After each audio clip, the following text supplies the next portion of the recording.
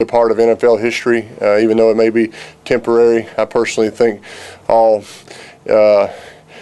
season records are going down, especially if they go to 18 games, and there won't be an asterisk next to them. So Brady will probably break it again next year, not the year after. So we'll enjoy it for as long as it lasts, and hopefully the Hall of Fame will just send the ball back, once somebody throws for more.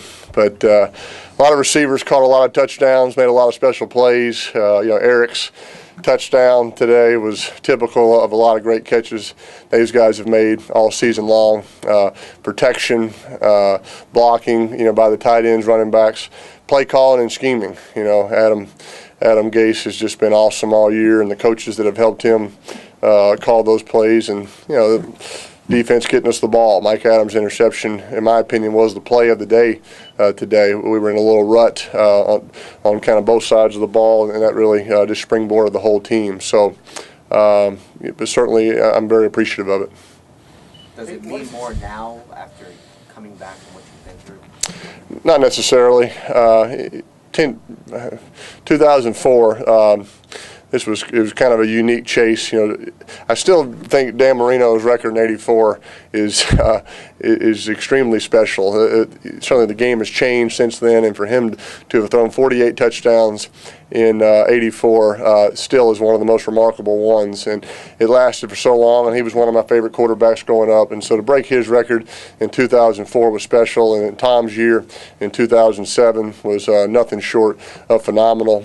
And it's been a fun season, and fun to be a part of this, part of NFL history with the whole group. Like I said, though, I'm sure it's just a temporary record, but I will enjoy it during this time.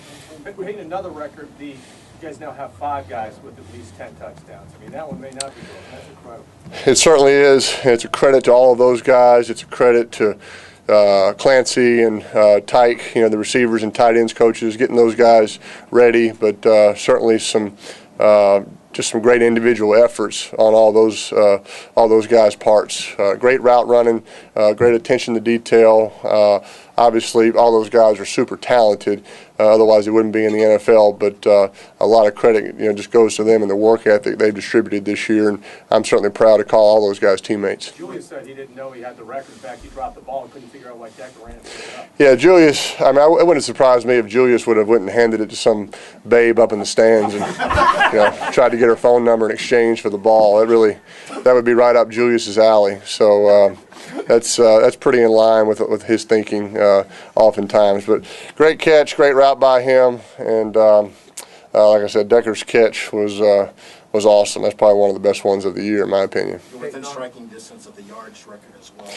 And yards to me doesn't.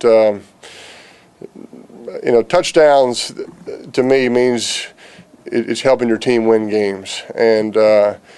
To me, if we would have had a losing record and you break an individual record and you're just throwing a lot, attempts and yards, and you don't have a chance to make the postseason, that doesn't mean a whole lot. So, but touchdowns to me means you're scoring points and giving helping your team win games, and so that's something that I think that means a little more. You can have a lot of yards and not have points and not win games, and so. This only means something because it's helped our team win games and won the division today, which in a competitive AFC West, that's a good thing. But I ask because when you take the context of this may be your best year statistically, at this stage of your career, does that really mean anything? Does it resonate at all for you? Well, I think it's well documented. Certainly. This is the second chapter of my career, and certainly did not know what to expect coming off that injury, and new team, new players, really a new physical state after an injury. So had no idea what to expect, and I've put a lot of time and a lot of hard work into it, but I've received a lot of help along the way from coaches and trainers and strength coaches and teammates, and so I'm very grateful. And when something like this happens, it just reminds me even more how grateful and thankful I am for a lot of people that have helped me during this second chapter. Peyton, you had 50 and you're up 30-13, and there's a chance that next week might not mean anything? Was there talk of let's get this out of the way? Nothing came my way. I had no idea that we had a chance to secure the division. I didn't realize that the Chiefs had lost the game, and so Coach Fox said, "Go play ball." That's what he told Adam, and so Adam told me, and that's what we did. Hey, Peyton, can you describe the route running on that 51st touchdown, what you saw from your eyes and why the play was successful? Well, we had put Julius out wide. I think Adam's done a great job all year of putting players in different positions, whether it's running back out wide, or Julius or Eric or DT in the slot, putting them in different places. And on that particular play, had Julius out wide, split by himself, full receivers to the other side, and obviously it makes the defense have a discussion.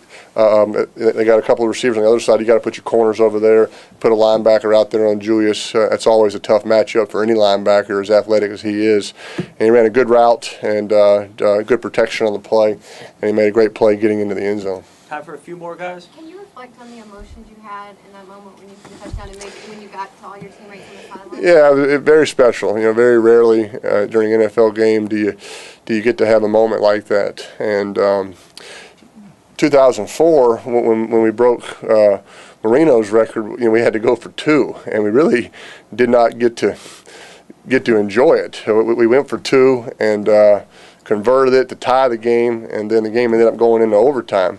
And then we ended up winning the game. So we got to enjoy it after the game in the locker room, but very rarely during the course of a game, having some of my teammates come out of the field, some defensive players coming out there and high-fiving me, and I was just telling them thanks back, thanks for all their help. But so that's certainly a moment I'll remember. A lot of Broncos fans in the stands today. That was pretty unique as well, and so certainly a moment that I'll remember, because of the team bonding that kind of went on during that time. Did you see Decker stick the ball in his jersey? That was kind of a silly moment. I missed all that. I saw Julius score the touchdown, and I remember just kind of brought a smile to my face. And then after that, a lot of people were coming toward me and whacking me in the head and slapping me. So I was trying to come out of that unscathed. But I appreciated coaches and teammates coming up, and I had a chance to thank each one of them as well, because that's really how grateful I am for all of their help and support. Last one, Jeff. Would you, after your surgery, if somebody would have said in a couple of years you're going to throw 51, would you believe it? Well, no, probably not. I don't. Like I said, I had no real expectations, because I couldn't really get any doctor or anyone to give me some sort of gauge or timetable or strength recovery. You believe me, I asked every question that you possibly could, and just with the injury that I was dealing with, there was major unpredictability, and so a lot of them said, hey, maybe it might come back to this level. It may not. So there was definitely some wait and see. And like I said, I'm grateful for people that have helped me along the way, and I've certainly put some time in and work into it. But no, it'd be hard to say. You could have imagined this at that point. So we're excited about the win, and hopefully we can keep it going next week. Thanks, Peyton. Okay, thank you.